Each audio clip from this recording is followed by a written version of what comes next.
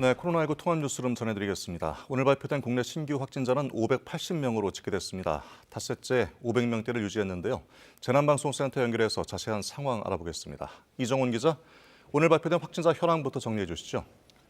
네, 신규 확진자는 580명으로 집계됐습니다. 어제보다는 다소 늘었지만 닷새째 500명대를 유지했습니다. 위 중증 환자는 14명 줄었는데요. 사망자가 19명 늘었습니다. 이제 나흘 뒤면 국내에서 첫 확진자가 발생한 지 1년이 됩니다. 그동안 크게 세 차례 유행 시기가 있었죠. 지난해 11월부터 시작된 이번 3차 유행이 규모도 크고 기간도 가장 길었는데요. 다만 올해 들어서는 이 3차 유행도 완만히 꺾이고 있는 걸 확인할 수 있습니다. 방역당국은 거리 두기 효과가 나타난 걸로 분석했는데요. 실제 전파력을 나타내는 지표죠. 감염 재생산 지수가 11월 한때 1.5를 넘어섰지만 이후 점차 줄어들어 최근엔 0.88까지 낮아졌습니다. 이 수치가 낮아지면서 선으로 표시된 확진자 발생 수도 뒤이어 줄어든 것으로 나타났는데요. 재생산 지수가 1 이하로 떨어진 뒤로는 확진자 발생 수가 확연히 낮아진 걸 볼 수 있습니다. 네, 일단 3차 유행은 정점을 지난 것 같은데 그래도 아직 안심할 수는 없겠죠. 네, 그렇습니다. 여전히 지역사회 곳곳에 감염이 퍼져 있기 때문인데요. 그러다 보니 지역별로 감소 속도도 다르게 나타나고 있습니다. 지역별 신규 확진자 수인데요. 수도권에서 여전히 300명 넘는 확진자가 집중되고 있지만 한때 800명대에 달했던 지난달보다는 크게 줄었습니다. 그런데 최근엔 경남권, 그러니까 부산, 울산, 경남 지역에서 좀처럼 확산세가 꺾이지 않고 있습니다. 오늘도 부산에서 59명 등 세 지역을 합쳐 80명이 넘는 확진자가 나왔습니다. 이들 지역의 집단 감염 상황을 보면요. 부산에선 수영구의 한 교회와 강서구의 학교에서 확진자가 꾸준히 늘고 있고요. 경남에선 진주의 한 기도원에서 어제까지 모두 85명의 확진자가 발생했습니다. 이 때문에 방역당국은 원래 내일까지였던 현재 거리 두기 단계를 2주 더 연장하기로 했는데요. 노래방과 헬스장 등 일부 업종은 제한이 다소 완화됩니다.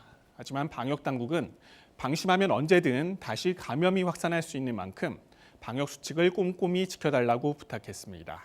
지금까지 재난방송센터에서 KBS 뉴스 이정훈입니다. 네, 정부가 전국의 사회적 거리두기 단계를 현행대로 2주간 더 연장하기로 했습니다. 다만 그동안 영업이 중단됐던 헬스장과 학원 등은 조건부로 영업이 재개되고 카페와 교회 등 종교시설도 운영 제한이 일부 완화됩니다. 우정화 기자입니다. 현재 수도권 2.5단계, 비수도권 2단계의 사회적 거리두기가 2주 더 연장됩니다. 정부는 오늘 중앙재난안전대책본부 회의를 열어 이같이 결정했습니다. 수도권은 5인 이상 모임 금지와 밤 9시 이후 영업 제한 조치도 그대로 유지됩니다. 다만 전국의 일부 다중이용시설은 운영이 재개됩니다. 헬스장과 노래방, 학원 등은 8제곱미터당 1명만 이용한다는 방역수칙을 반드시 지킨다는 조건 하에 운영이 재개됩니다. 향후 상황이 나아지면 4제곱미터당 1명으로 조건을 더 완화하는 것도 검토하기로 했습니다. 또 방역 기준이 과도하다는 의견이 제기돼 온 카페와 종교시설의 운영도 일부 완화됩니다. 카페도 식당처럼 밤 9시까지는 매장 내 취식이 허용되고 교회는 일요일 정규 예배만 전체 좌석의 10% 이내에서 대면 예배가 허용됩니다. 정부는 확진자가 감소 추세에 있지만 방역 조치를 완화하면 다시 재확산할 위험이 있기 때문에 이같이 결정했다고 밝혔습니다. 전국 곳곳에서 요양시설, 의료기관 등을 중심으로 산발적인 감염이 계속되고 있는 데다 개인 간 감염도 꾸준해 긴장을 늦출 수 없다는 것입니다. 이 같은 방침은 모레 18일부터 적용돼 오는 31일 자정까지 이어집니다. 정부는 다음 달 1일부터 오는 14일까지를 설 특별 방역 대책 기간으로 정하고 특별 방역 대책을 추진합니다. 정세균 국무총리는 이번 설에도 가족, 친지와 마음으로 함께 해달라며 이동을 자제해 고향 부모님의 안전을 지켜달라고 호소했습니다. 그러면서 이번 방침이 소상공인과 자영업자의 시름을 덜기엔 부족함을 알고 있다며 다음 달 백신 도입 전까지 한 번 더 힘을 모아달라고 당부했습니다. KBS 뉴스 우정화입니다. 네, 코로나19 국내 발생 환자는 여전히 서울과 경기에서 가장 많이 확인되고 있습니다. 서울시는 내일까지 운영 예정이던 임시 선별검사소를 다음 달 14일까지 연장 운영하기로 했습니다. 우한솔 기자의 보도입니다. 오늘 0시 기준 국내 발생 신규 환자는 547명입니다. 이 가운데 경기가 163명으로 가장 많았고 서울이 148명으로 뒤를 이었습니다. 이달 초 200명대로 나타나던 경기 지역 확진자는 지난 9일 이후 100명대를 유지하고 있습니다. 우선 충북 괴산군 병원 관련 7명이 새로 확진됐고 경북 상주시 BTJ 열방센터 관련해서도 4명이 늘었습니다. 경기도에서는 BTJ 열방센터 방문자 900명 가운데 725명이 검사를 받아 71명이 확진됐습니다. 또 용인시 수지구 종교시설 관련해서도 2명이 추가로 확진됐고 송파구 교정시설, 군포시 공장, 용인 요양원과 고양 요양병원 등 관련해 1명씩 추가로 확진됐습니다. 그 밖에 감염 경로를 조사 중인 확진자는 42명입니다. 서울시에서는 신규 확진자가 지난 8일 이후로 100명대 내외로 발생하고 있습니다. 동대문구 사우나 관련해 11명이 추가로 확진됐는데 중앙재난안전대책본부는 어제 안전 안내 문자를 통해 청량리동 현대대중사우나 이용자는 진단검사를 받을 것을 요청했습니다. 또 송파구 교정시설과 성동구 요양시설, 용산구 미군기지 등 관련해서도 소규모 확산이 계속되고 있습니다. 서울시는 내일까지 운영 예정이던 임시선별검사소를 다음 달 14일까지 4주 연장해 운영하기로 했습니다. 익명검사 등으로 무증상 감염자를 빠르게 찾아내 확진자 수를 줄여가는 데 기여하고 있다고 본 겁니다. 다만 모레부터는 일부 검사소의 운영 장소가 바뀝니다. 56곳 중 4곳을 줄여 52곳을 운영하고 이 가운데 강서구와 서초구에 있는 곳은 장소를 옮겨서 운영하기로 했습니다. 서울시는 검사를 받기 전 홈페이지나 다산 콜재단 번호 120 등에 검사소 위치와 운영 시간을 미리 확인할 것을 요청했습니다. KBS 뉴스 우한솔입니다. 대구 경북 지역에서는 오늘 0시 기준 40여 명이 확진 판정을 받았습니다. 특히 어린이집 보육교사가 확진 판정을 받으면서 연쇄 감염이 일어났고 확진자를 돌보던 의료진에서도 감염자가 발생했습니다. 취재기자 연결합니다. 김재노 기자, 대구 경북 지역 상황 전해 주시죠. 네, 오늘 0시 기준 대구의 코로나19 신규 확진자는 23명입니다. 대부분이 기존 확진자와의 접촉으로 인한 감염입니다. 다만 어린이집을 중심으로 확산하고 있는 감염이 문제가 되고 있습니다. 어제 대구 달서구의 어린이집에서 보육교사를 비롯한 4명이 확진 판정을 받으면서 직원과 원생, 밀접 접촉자 등에 대한 검사가 진행됐습니다. 그 결과 오늘 7명이 추가 확진 판정을 받았습니다. 이 밖에도 감염원이 확인되지 않은 확진자도 4명 나오면서 추가 확산의 우려를 키우고 있습니다. 경북에서는 20명이 오늘 0시 기준 확진 판정을 받았습니다. 경북 역시 대부분이 기존 확진자와의 접촉으로 감염된 사례입니다. 특히 안동에서는 코로나19 환자를 돌보는 의료진 1명이 확진 판정을 받았습니다. 한편 대구 경북에서는 지난달 시행된 거리두기 강화의 영향으로 지난 일주일 동안 확진자가 그 전주에 비해 30-40% 정도 줄었습니다. 이에 대구 경북은 정부안에 발맞춰 거리두기 2단계를 유지하기로 했습니다.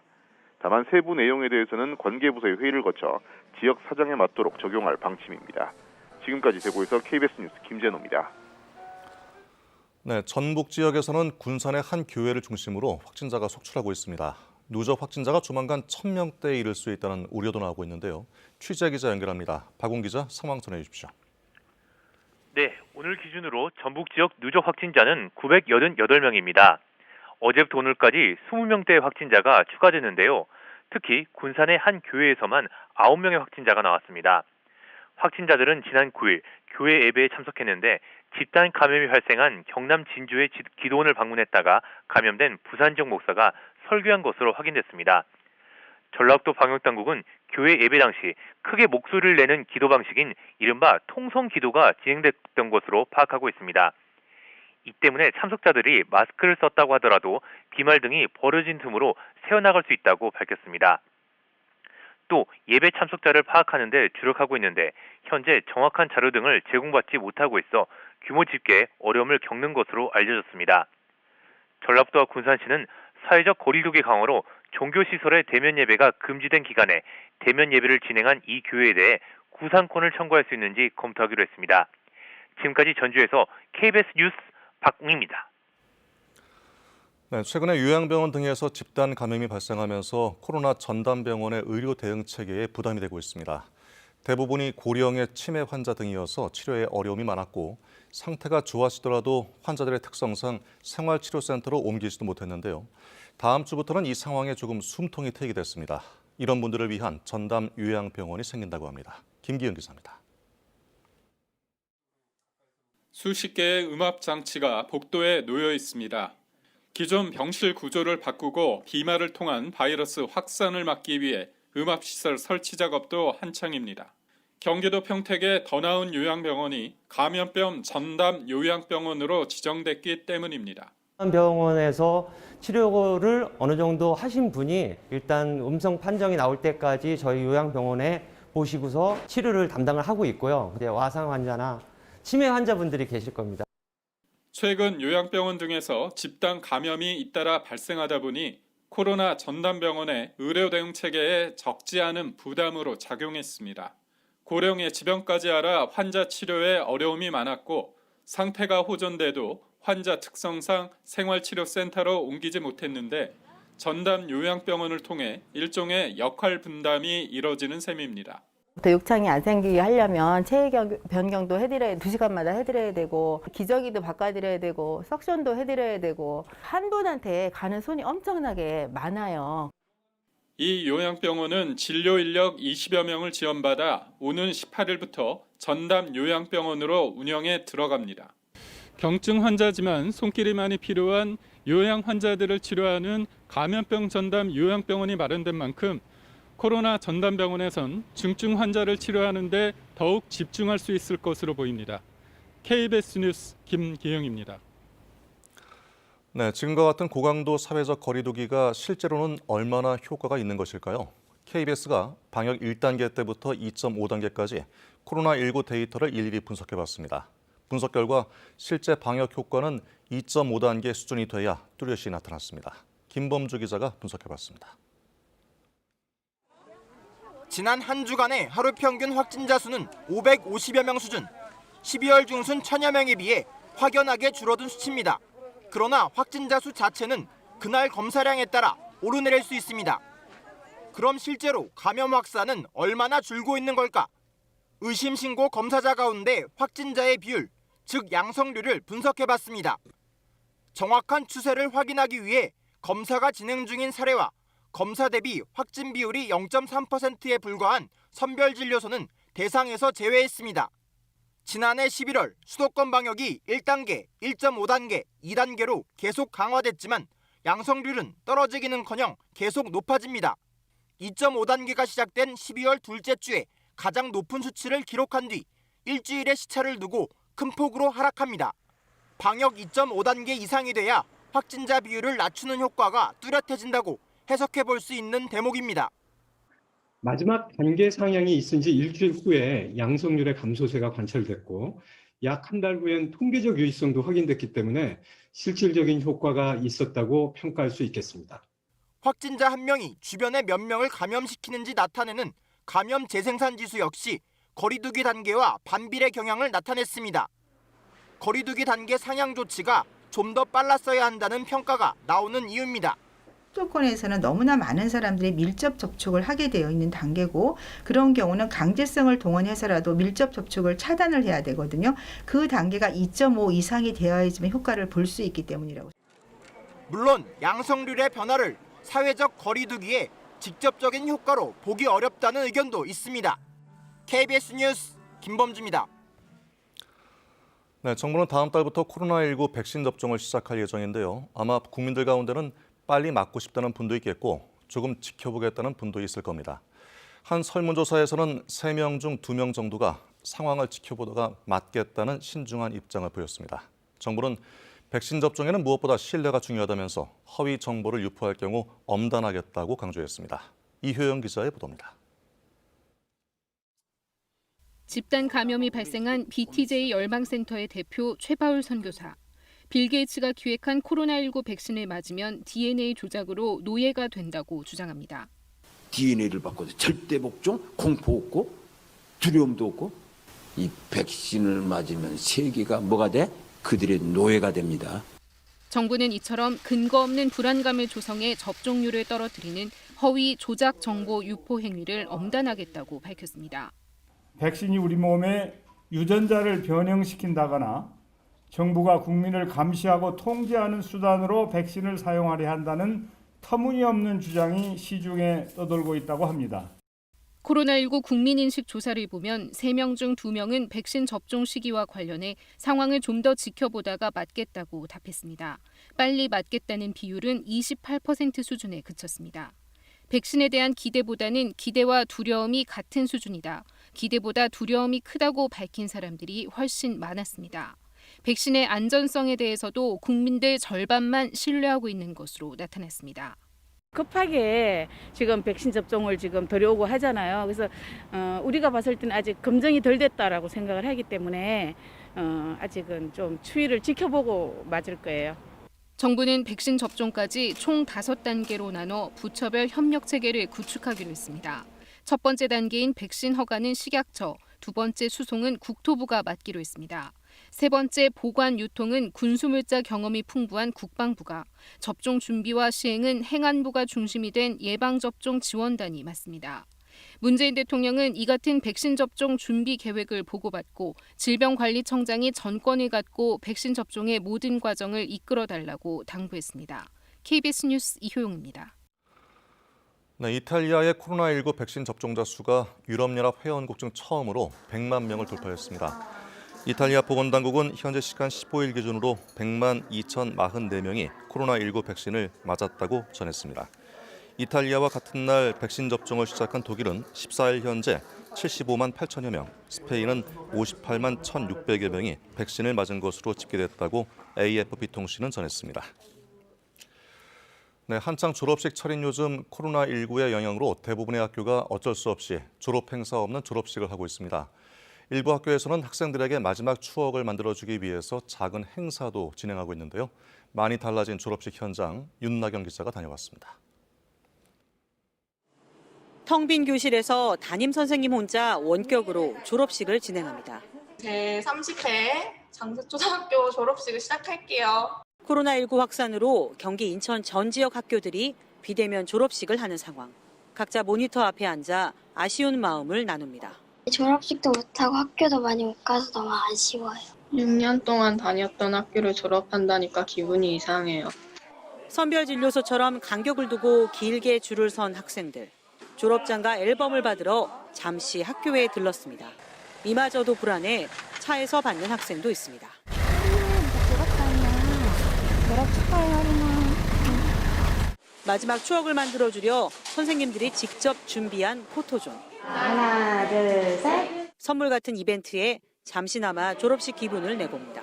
졸업식을 이렇게 진행하게 돼서 아쉽기도 한데 선생님들이 이런 거 준비해 주셔서 너무 감사하고 기억에 남을 것 같아요. 또 다른 학교에선 교사가 직접 화환으로 변했습니다. 거리두기 수칙을 지키기 위해 반별로 허락된 시간은 30분씩. 마지막 추억을 남겨보려고 열심히 사진도 찍고 인사도 나눠봅니다.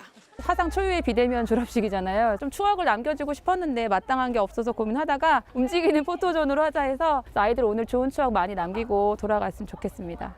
코로나19로 올해는 한자리에 모여 이별의 아쉬움을 나누던 평범했던 졸업식 풍경을 찾아볼 수 없게 됐습니다. KBS 뉴스 윤나경입니다. 네, 새해 들어 정세균 총리가 코로나19 환자를 담당하는 의료진에게 감사 편지를 보냈습니다. 이에 대해 코로나 병동에서 일했던 한 간호사가 현장의 인력 부족과 고통을 하소연하는 공개 답장을 썼는데요. 병원 측은 인력을 충원하고 있다고 해명했지만 간호사들이 이를 재반박하면서 진실 공방을 벌이고 있습니다. 무엇이 문제인지 석혜원 기자가 취재했습니다. 방호복을 입은 간호사가 병동 복도에서 비닐 가운을 또 갈아입습니다. 코로나19 환자 병실을 이동할 때마다 감염을 막기 위해 매번 갈아입는 겁니다. 거동을 할 수 없는 노인 환자의 배변을 돕고 체위를 변경해주는 간병인 일도 코로나 병동에선 간호사의 몫입니다. 코로나 전담병원이 되면서 간호사들은 노동량이 2배 이상 늘었다고 호소합니다. 격리 환자를 5명 수준 이상 보는 거는 사실 쉽지는 않은 일이긴 해요. 본연의 업무를 제대로 잘하고 싶은데 제가 감당할 수 있는 수준이 아닌 거예요. 이달 초 이 병원 코로나 병동의 근무표를 보니 환자 50여 명에 배정된 간호사는 6명에 불과합니다. 간호사 1명이 환자 8명에서 9명을 맡고 있는 겁니다. 확진자가 줄어도 중증 환자들은 증상이 호전되지 않는 한이 있기 때문에 업무량이 좋아졌다고 저희가 느끼긴 힘들었고요. 서울시립 보라매 병원의 코로나 전담 병상은 중환자 병상 5개를 포함해 190개, 현재 140여 명의 간호사가 3교대로 담당하고 있습니다. 병원 측은 간호사는 아니지만 돌봄 지원 인력이 일부 투입됐고 대부분이 중환자가 아니어서 인력 부족이 심각한 수준은 아니라는 입장입니다. 실제로 코로나19 중환자 병상에 근무하는 중환자 전담 간호사는 간호사 한 명이 약 1명의 중증 환자를 담당을 하고 있습니다. 이에 대해 간호사들은 중환자실엔 이보다 2배 많은 간호사가 투입되고 일반 병상에 있는 중증 환자도 많다며 최소 270여 명을 충원해야 한다고 반박합니다. 의료의 질을 좌지우지하는 가장 큰 요소는 간호 인력의 수입니다. 병원 자체의 판단에 맡겨두고 있다는 것은 정말 좀 직무유기라고. 코로나 병동에서 일했던 간호사들을 대상으로 한 설문조사를 보면 다시 코로나 환자를 맡겠냐는 질문에 54%는 절대로 안 한다고 답했고 다시 하겠다는 응답은 5%에 그쳤습니다. 간호사들의 탈진을 막기 위해서는 그간의 병상 운영 경험을 토대로 적정한 인력 배치와 충원이 이루어져야 된다고 전문가들은 지적합니다. KBS 뉴스 석혜원입니다. 네, 인도네시아 술라웨시 섬에서 어제 리히터 규모 6.2의 강진이 발생해 지금까지 67명이 숨지고 수백 명이 다쳤습니다. 이틀째 구조 작업이 진행되는 가운데 우리 외교부는 한국인 피해는 없다고 밝혔습니다. 보도에 김덕훈 기자입니다. 잔해 속에서 시신이 수습됩니다. 주택과 상가, 병원까지 무너져 내렸습니다. 잔해 아래 갇힌 여성, 다행히 구조대가 발견합니다. Masih bernapas sih? Masih ada suaranya, tapi susah. Oh iya, sabar. Masih mungkin minum dek. 어제 새벽 인도네시아 술라웨시 섬 서부의 마제네 북동쪽 6km 지점에서 리히터 규모 6.2 강진이 발생했습니다. 지금까지 67명이 숨졌고 부상자도 수백 명 나왔습니다. 피해가 가장 큰 마무주에서는 건물 절반이 파손됐습니다. 이재민도 15,000명 이상 발생했습니다. 도로도 끊겨 구조 작업에 어려움을 겪습니다. Akses kan putus. Jadi logistik semua saya kirim ke sini lewat laut. Udah kita kirim lewat laut. 인도네시아 당국은 구조 장비와 인력, 구호품을 피해 지역에 급파해 상황을 수습 중입니다. 한편 우리 외교부는 현재까지 이번 강진으로 인한 한국인 사상자는 없다고 밝혔습니다. KBS 뉴스 김덕훈입니다. 미 연방의회에 난입했던 폭도들이 의원들의 납치와 살해를 기도했다는 추사 내용이 공개됐습니다. 미 하원은 9.11 테러 사태에 준하는 특별위원회 구성을 준비하고 있습니다. 김기현 특파원의 보도입니다. 연방의회 폭동 사태를 수사 중인 미국 검찰이 체포된 시위대 혐의에 의원 납치와 살해 기도를 포함시켰습니다. 애리조나주 검찰이 법원에 보낸 피의자 제이컵 챈슬리에 대한 구금 요청서에서 의회 폭동 가담자들 의도가 선출된 공직자들을 납치하고 암살하려던 것이라고 명시한 겁니다. 관련 진술은 물론 의사당 난입 당시 상황 체증 등을 종합해 내린 결론입니다. 진압 현장에서 폭도들이 무차별적 살해 의도가 분명했다는 일선 경찰 목소리도 고려된 것으로 관측됩니다. And some guys started getting a hold of my gun, and they were screaming out, kill him with his own gun. 변호인 측은 챈슬리가 트럼프의 말을 사랑했고 대통령의 부름에 응답했다고 느꼈다며 폭력은 행사하지 않았다고 방어했습니다. 이와 관련해 미 하원 의장은 대규모 특별위원회를 구성해 진상조사에 나서겠다고 밝혔습니다. 조사 결과에 따라 의원 신분이라도 폭동을 돕거나 사주했을 경우 처벌에 직면할 것이라는 점을 분명히 했습니다.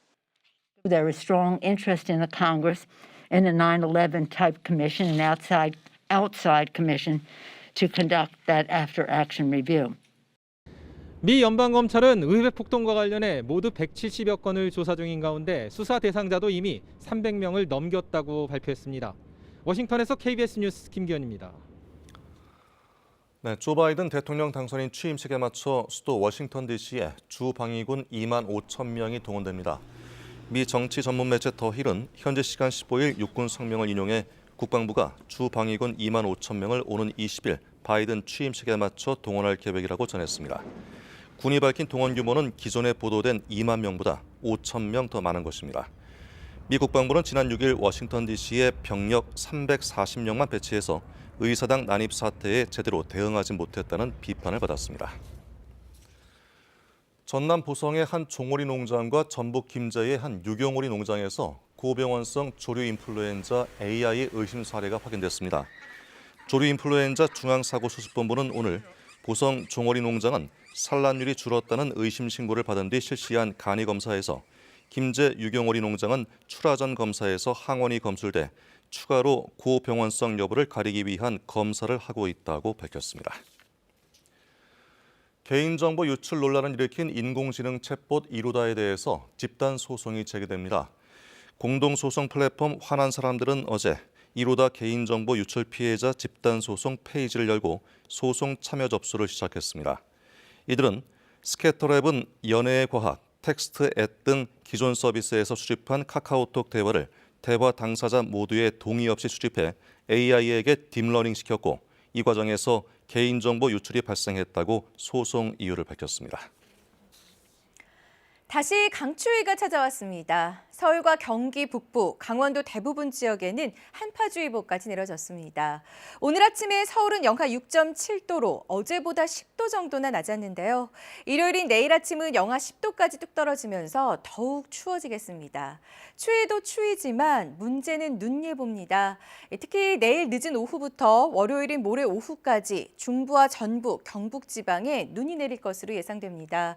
월요일 출근 시간대 많은 눈이 예상돼 출근길 큰 불편이 우려됩니다. 일단 오늘 밤부터 내일 오전까지는 한파 속에 전라도 서부 지역에 1에서 5cm의 눈이 내릴 것으로 전망됩니다. 또 내일 오후부터 모레 오후까지는 북쪽을 지나는 기압골의 영향으로 경기 동부와 강원도, 충북 북부 지역에 최고 15cm가 넘는 폭설이 쏟아지겠고요. 서울을 비롯한 그 밖의 중부와 전북 북부, 경북 내륙 지역에도 2에서 7cm의 눈이 올 전망입니다. 주말이 오늘은 전국이 대체로 맑은 가운데 바람이 강하게 불겠습니다. 동해안 지방에는 여전히 강풍 건조주의보가 발효 중입니다. 낮 최고 기온은 서울이 영하 1도 등 중부지방은 영하권을 벗어나지 못하겠고 바람이 불어 체감 온도는 더 낮겠습니다. 바다의 물결은 먼바다를 중심으로 풍랑주의보가 내려진 가운데 최대 4m까지 거세게 일겠습니다. 날씨 전해드렸습니다.